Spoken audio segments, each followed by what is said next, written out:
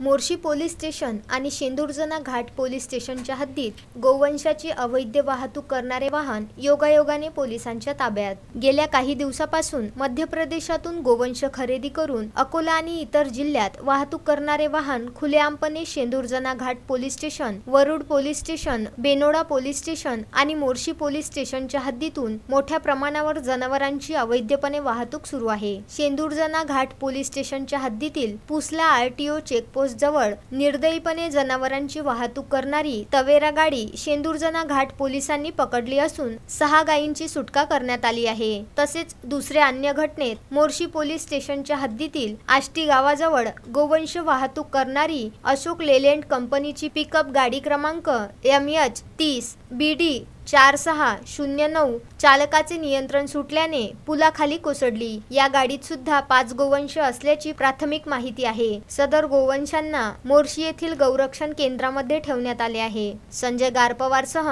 Datta राजिंगडे, Vidarbha news, Morshi.